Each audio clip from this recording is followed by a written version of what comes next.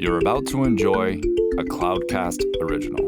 Local stories, local storytellers, local brands. Have you ever felt that you as a woman may not appear to measure up when you see incredible women in strong roles? You may be surprised when hearing from women in these positions and how we all share many of the same challenges. Thank you for joining us for the SheEO Leading In podcast with Rebecca Jones as we share the journeys of women. Hello, I'm Rebecca Jones, your host of SheEO. We are on an exploration together to discover more about the personal journeys of incredible women in both career and life. We all have paths to share that sometimes take incredible turns, deep resilience, and courage to navigate. My hopes are that the challenges shared here encourage women to take leaps of faith and growth when a journey feels too difficult or unachievable. There is great strength deep within each one of us.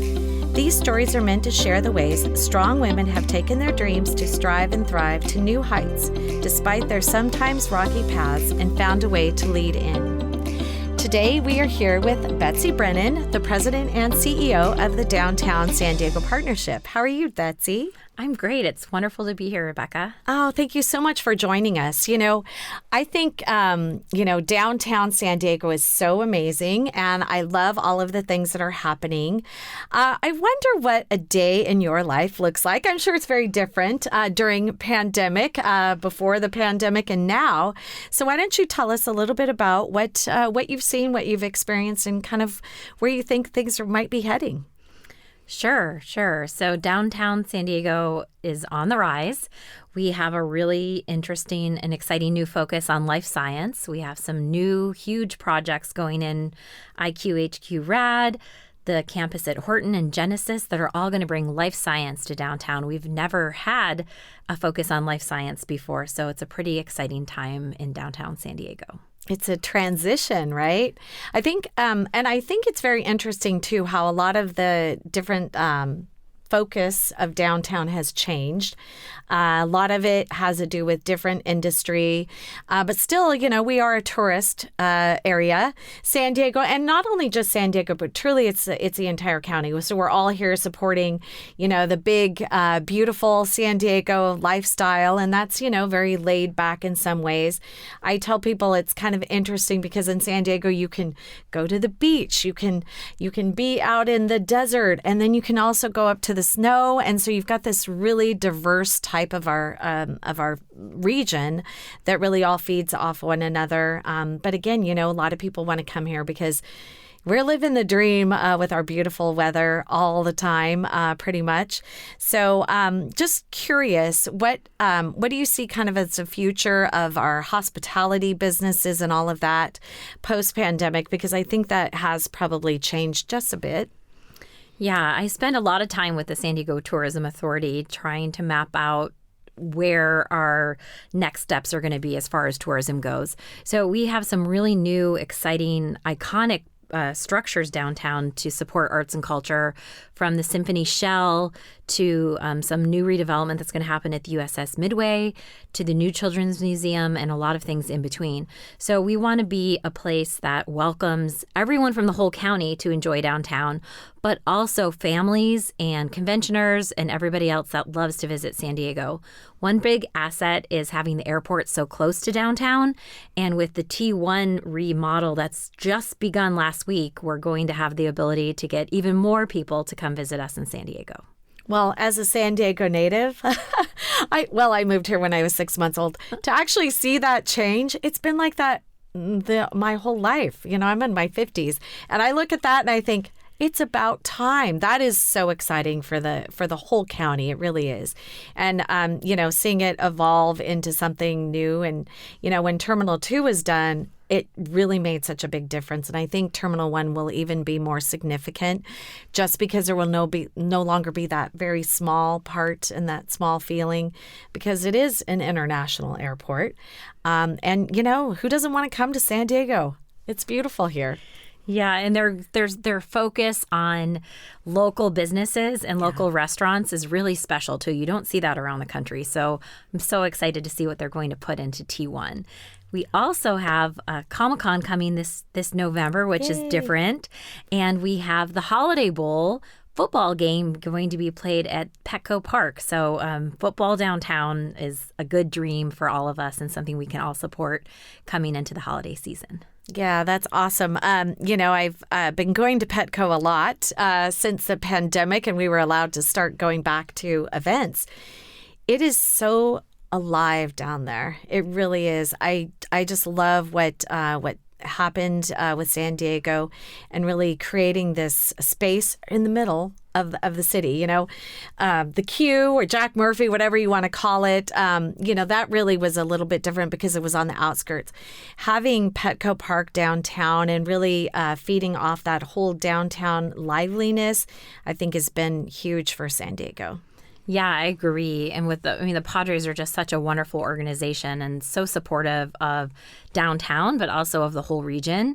And also we're going to be getting a lot of new activities with some new parkland, the county's beautiful park, and then IQHQ is putting in a new park. Children's Park is getting redone in East Village Green. So there's going to be so much green space for people to enjoy right in the heart of the city. Yeah, and the great thing, too, is it all does connect pretty much all over the county, too. I mean, East County, you can go out to the desert, and a lot of the trail system connects through the county to the different cities. And I mean, you could pretty much go anywhere throughout the county with the trail systems that we've all put together, which I love. Okay, so let's shift gears for just a minute. Do you have a fun childhood memory that you'd like to share with us that really talks about, really is something that people might not know about you? Something that talks about something that is completely outside of business. Well, I had a great childhood in upstate New York. I'm from Rochester, New York. And so some of my earliest memories are shucking corn with my grandfather and gathering walnuts for the winter, and just this really respect for the land and respect for our community. And I really want to continue that with my kids. And so we spent a lot of time outdoors because why not? We're in San Diego. So yeah, it brings me back to my childhood. Well, the great thing about that, too, is being that you work downtown, you kind of are focused on downtown. It's good to have that other perspective to bring that into, your thoughts of, I like it all, right? How do you bring it all together? So thinking about yourself and the type of leader you are, what do you think is one word that really describes you best? Well, it may be 3 words, but grace under pressure. My day-to-day can be very interesting and go from very controversial topics to being a booster of downtown to having some tough conversations with city leaders. So I'd say grace under pressure. I love that. And yeah, politics is not very fun right now for most people. It's become so divisive, and I don't see you as divisive at all. So how do you, this kind of probably it's shocking that I want to talk about this, but, thinking about how to work best with people, I think a lot of it has to do with acceptance, listening, and, trying to figure out how do you serve everyone. And there are some people that will never want to serve everyone. They're very focused on their needs and only their needs, but you don't strike me as that type. So what are your thoughts about that? Well, I take our name very seriously, the Downtown San Diego Partnership, and we try to be a convener. We try to have a lot of different voices around the table because people have very strong reasons for their beliefs and their perspectives. So we try to have everybody give their perspectives and then try to make the best decision. A good example of that was when I was in law school at USD, I was the debate coach at the Monarch School, so the school for homeless children. And nobody ever wanted to be they wanted to be on the side that they believed in for their debate teams. And I always made them be on the other side because you have to understand all the different perspectives, and then that actually might make your how you go forward more collaborative and a stronger case in the long run. So, yeah. I love that. So I'm sure you don't know this about my background, but I actually sold new homes. And I remember one of the things that I really loved about that job, people would be walking toward the door, coming up, driving up, never met them before, never seen them. one of my favorite parts of that job was I would try to make an assumption before they walked in, and then was I right or was I wrong? Almost every single time I was wrong, but I loved that I didn't know who was walking in that door, and they were seeking to buy a home, to look at a home to, create their dreams, their life in, and, really just enjoy themselves. Everyone wants to have the American dream. And so seeing them come in, and then I would have these, again, thoughts in my mind, almost always wrong, of what it was going to be. But I loved talking to all the different people because it helped me hone my skills, right? Not serving only people like myself, but serving people that were maybe extremely different from me, that had a total 180 from what I actually thought about life. I think that actually helps you do a better job. And I love that you did that, because I think experiences and people that are different from you help you do a better job. Yeah. I think if you're only around people that you are exposing yourself to that are just like you can never see a different perspective. And as someone that, deals with politics as well, like yourself, you can't serve both sides if you are not listening to other sides. Mm-hmm. So having the kids stretched in this debate and hearing the other side, which, by the way, my daughter's at USD right now. Nice. Yeah, that's she's there for business. I think, definitely listening to both sides is really important right now, more than ever. And because the divisiveness is only going to change with people like you and me who continue to talk about it and say, listen, let's listen to everyone and figure out how we move forward. So I love that, Grace Under Fire. I still can't get that out of my mind. So how long have you been doing this, and what did you do before this?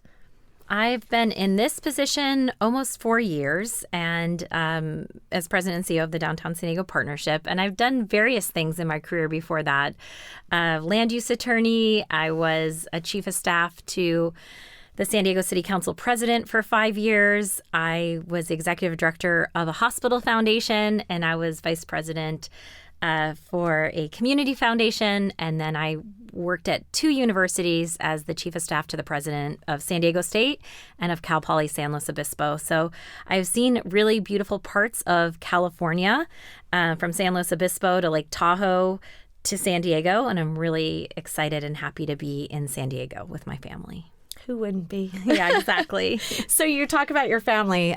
Tell me about that. Do you have young kids, or how old are your kids? Sure, yeah. So I'm in a second marriage. My husband is a wonderful man. He's a physician here in town. And I have 2 children of my own that are 11 and 14. And I have 3 stepchildren that are 11, 14, and 16. So we have 5 of them. And we have 5 of them usually about 50 to 75% of the time. And every other weekend, it's just me and my husband, and that's special too. So it's a really nice mixture and a great way to love our children and then love each other. So it's great. Oh, that's awesome. Yeah. So how do you balance everything, or do you?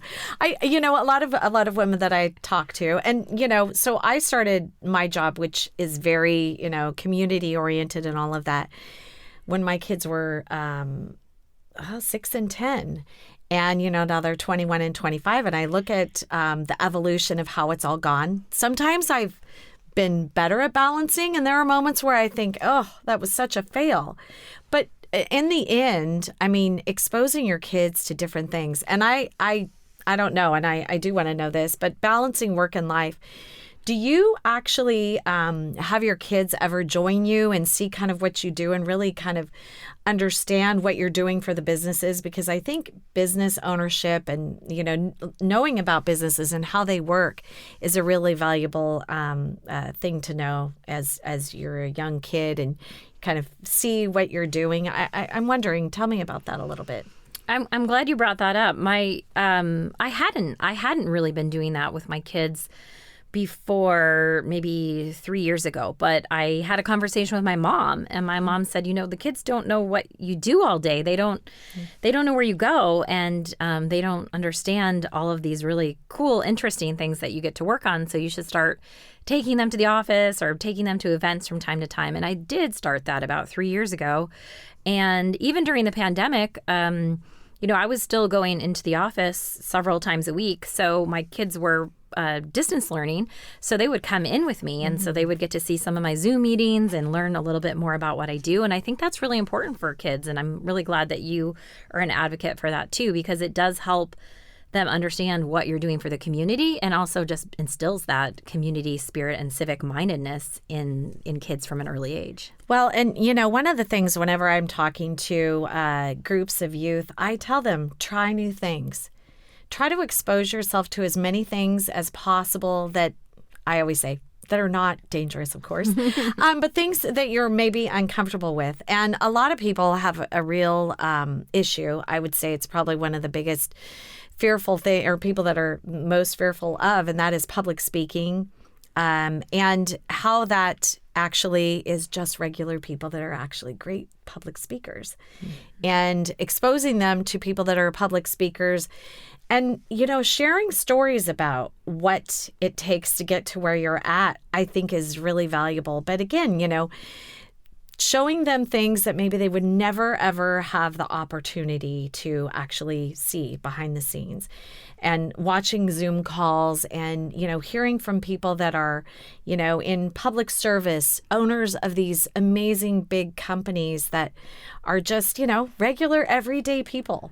That is, I think, probably the biggest understood opportunity that we miss with our kids, is exposing them to people that are just like us, but they're doing different jobs and have different skill sets, and finding something that you're passionate about, because that is, when you believe in something and you're passionate about it, don't you feel like there's just no stopping you? Yeah, for sure. And I think during the pandemic, it's even more important now, because they sort of got some young people got a little bit isolated. So we have to take that extra step to get them out there and try different experiences and see public speaking and understand all of this. So I'm really glad you brought that up. I'm going to double down my efforts on that. I think too, also discussing about shifting, right? Because I think something we've learned during the pandemic is a lot of people are changing their priorities in life, and also their priorities as to what they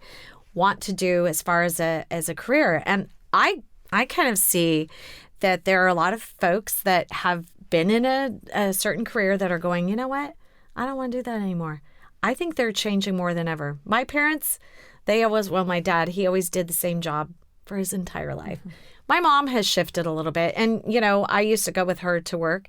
She was a real estate agent. She still is a real estate agent out in East County.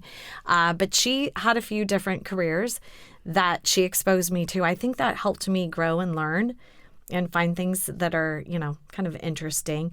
So just kind of looking forward, when you're a female, obviously. Have you had any resistance, and do you think things have changed a little bit in business as far as the perception of women as leaders, and then kind of where they're at now? Have you seen anything like that? I think I do say that I have become more comfortable having some things on my calendar for my own family.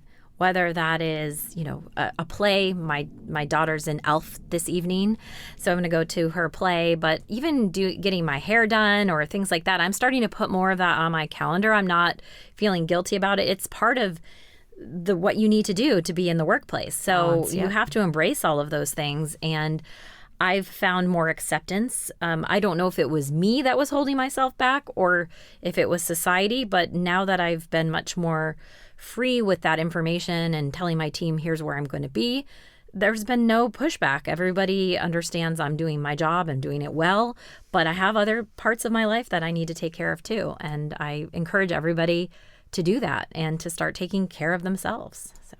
Well, that's good, because I think a lot of women really do struggle with the traditional roles and what we think those are, But, a lot of women that I've actually spoken to in the podcast have said to me, it wasn't really everyone around me, it was me. And I didn't realize that until I started saying, okay, this is what I'm going to do. And I actually had someone say, my team said to me, well, it's about time. It's about time you actually prioritize yourself. Because the truth is, I think as women, well, and probably every leader, we can't be as effective as we need to be when we are lacking and filling ourselves with things that really are good for us. And that is, family and, taking time for ourselves and all of that. What are your thoughts on all of that?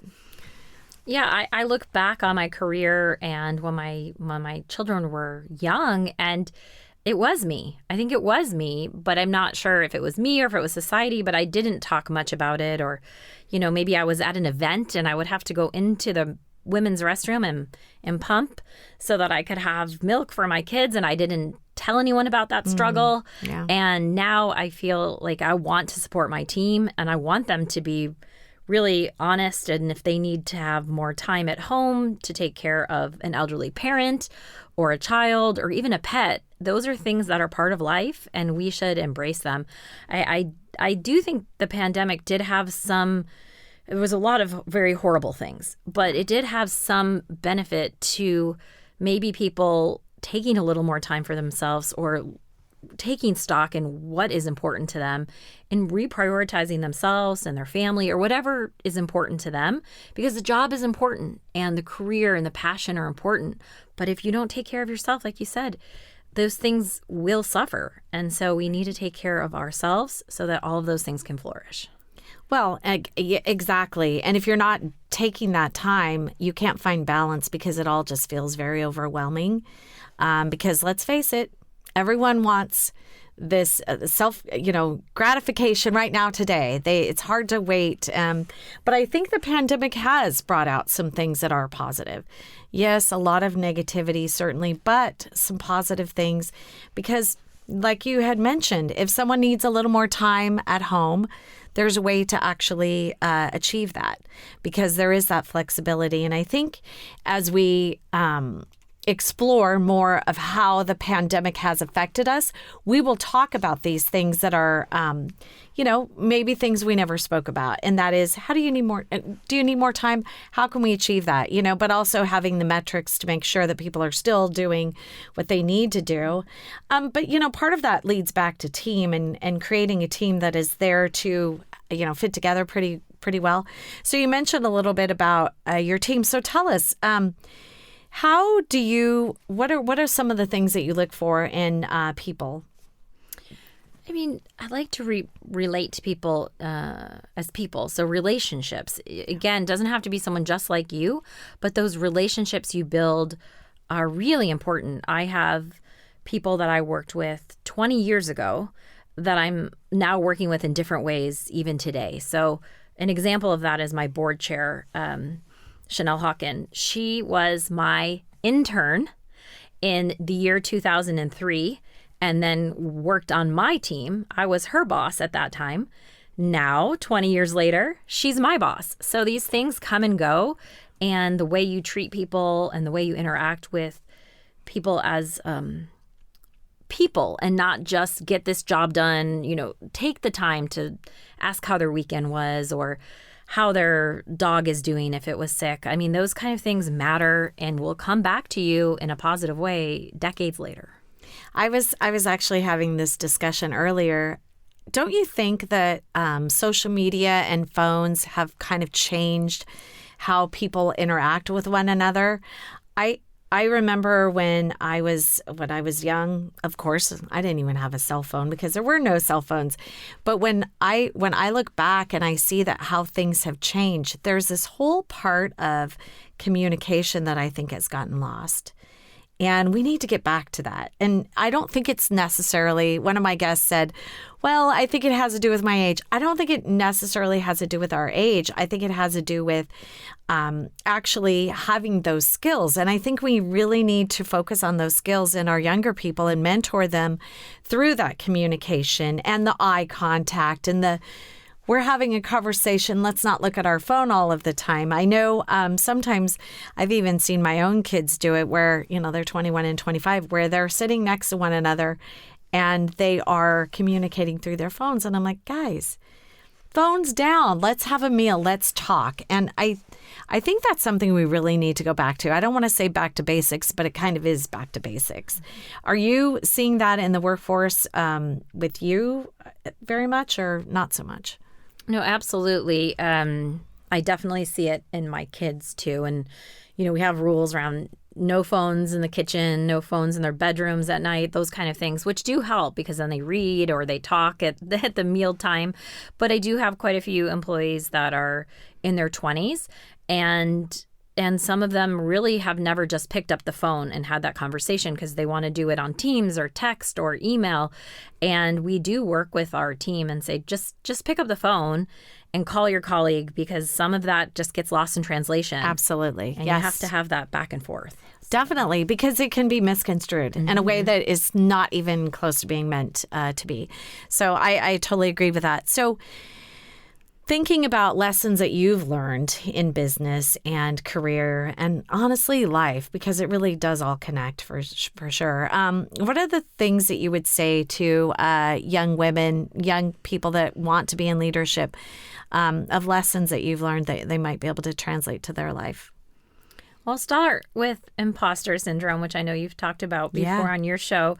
But there is, every job I've had, I've actually really always thought, I'm not qualified for this job. I'm not going to be able to do this job. I can't believe that they hired me. And every single time I've excelled in those jobs. So I do it to myself. And I think a lot of women do it to themselves. And I do think it is more prevalent for females to have imposter syndrome and not feel like they're ready to go. But I would say take that leap. Apply for that job, have that interview, try that project, because you can do it.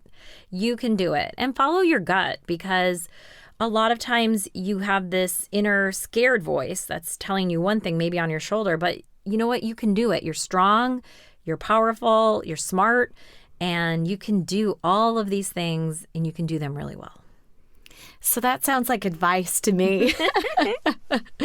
And it's true. I think we definitely are our worst enemies as women. I don't know if it goes for men because I'm not a man. But truly, I think a lot of us really do let ourselves hold us back.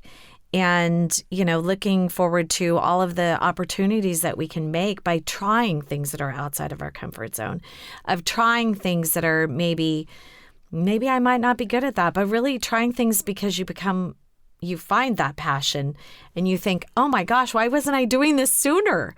And oh, gee, I've wasted now time. But, you really can't get into all of that. It sounds to me like you are each time kind of falling forward. I tell people, you might not do it well, but then you can find out what you didn't do. I actually worked in at an escrow company for I think it was 6 months. And I was like, oh my Lord, this is the worst job ever. I don't like being an escrow. And I was only an assistant. I wasn't an escrow officer. But that job was the worst job. But it also propelled me for another job and forward. And so then I was like, oh, the next job was better than that. And so some of those things that seem like maybe they don't put you where you want to be actually can, maybe even 2 jobs later, get you where you want to be. So as far as, advice for young women, if you're going to walk into a room and you've got all of these young, brilliant minds that are wanting to learn some things that you actually have learned and some advice that you would give them, what would that be? Can you think of a few things off the top of your head where you just go, I've got to share this nugget because it's so valuable for someone? I mean, it for me, it kind of goes back to the relationships and treating people with respect, because you just don't know where people are coming from. You don't know how their day has been. So give them a little grace and lean into relationships in the workplace. And it really helps your career, and it helps you understand people better. Another thing is, you may fail sometimes. It's okay. You're going to learn from the experience. Like you talked about, it's not a failure, but it was just not the right fit. I had a similar job in DC like that for the House of Representatives, and it was a pretty terrible job for me, but I learned so much from it. So even in those sort of terrible experiences, there's so much to learn and bring into your next part of your career. And I would say, if you have a close family or close friends, keep them close, because sometimes you can get so focused on your job that you forget to give the best version of yourself to the people that you love. You might be tired after a day at work, or, you had a really stressful meeting. But if you can, be the best version of yourself with your loved ones, because they deserve it and you deserve it. And work will be there the next day, but your family is your family, and they deserve the very best of you. Well, going back to that is excellent advice, because think about this. You can't actually be the best version of yourself if you're not doing things that fill you, or surrounding yourself with people that you care about, people that you love, people that bring value to you, because how can you possibly bring value if you're not actually getting that time to really have that downtime? Nobody can work all the time. I mean, I'm terrible at this sometimes. Remember I said kind of, I found that times I'm better at it than not, with balancing everything. And, when you find yourself in those times, it's okay, again, to say, oh, gee, I need to slow down and take a deep breath, because filling yourself with good things and positive things and things that you love to do. Do you like to cook? Do you do things like that? Or what is your one go-to as far as, your downtime where you just feel so good? I like to walk on the beach. Every time I walk on the beach, I just feel good. I kick off my shoes and just go on a walk, either with my husband or my kids or my dog, and it just feels good to be outside. Another thing is I have a great team at work. So I feel very confident in my team that if I need to do that, even go on a walk downtown, sometimes I'll do that with one of my board members or just by myself. I'll just leave the office for an hour and say, I'll be back. And I put on my flat shoes or my running shoes and just go on a walk downtown and experience a different block from a way I've never seen it before. So. Oh, I love that. Well, the good thing is, being that you're in San Diego, you can do that pretty often. Exactly. Most of the time, more times than not, you can actually get out and get that fresh air and get a different perspective. I really like the whole go down and discover a block from a vantage point that you haven't normally, because it's very different from a car, a bus, whatever, than actually walking it and breathing it all in and looking at the different businesses that are thriving there. I think you probably see so many things. I was actually driving down the freeway here today and I went, oh my gosh, when did that happen? I saw something that I haven't seen in a while. And that's, I think really important for us to always remember. Take that time to actually smell the roses, drink that coffee in a way that you haven't, explore a block like you haven't via foot, and put your toes in the sand down at the beach and, take those moments for yourself. I think it's really good advice. Thank you so much. Oh, wait, one more thing. What's next for you? What are you going to do? Is there anything fun you want to share with what's coming up next for you? Well, I love my job. I love the Downtown San Diego Partnership. Every day is different. I have a thing called the Crane Watch. So again, like to see where the cranes are downtown. And right now we have 7 cranes. So I'm in a pretty good mood about development. So professionally, I love what I'm doing, and there's just so much on the horizon over the next 5 years that we need to do as a region and as a downtown to be even at the next level. And then in my personal life, I'm going to be doing quite a bit of traveling over the holidays. So that'll be really nice. I'm going to see family and going to Lake Tahoe to go skiing, and I'm really looking forward to that downtime too. Definitely. And the kids will be not in school, which will be great. Have some of that family time too. Exactly. Thank you so much, really, for joining us today and sharing a little bit about your story. And I love what's happening downtown. I do love that. And it really does affect the entire region and, your little bit of positivity. And I love about the airport changes and that focus on the small businesses. And I think that's one thing, too, during the pandemic that we've really seen is a growth. And I really am excited to check out what those numbers are. But the growth in the small businesses and seeing how that has shifted, because I think I've been seeing a lot of that even just in my little bit of the county. But I'm really excited to see where that all goes and how everyone comes forward out of this with this new small business centric. I think it is going to be a bit of a shift. And then also in the life sciences too. Yeah, well, thank you, Rebecca, for having me. It was a joy to be here today. Oh, thank you. I learned a lot. Thanks. Now that was powerful. We hope you've been lifted and encouraged by today's inspiring voice. Always remember that life doesn't look exactly the same for each one of us. Never stop dreaming, striving, and thriving. In future episodes, we look forward to bringing you powerful stories from amazing women who learned how to lead in to challenges.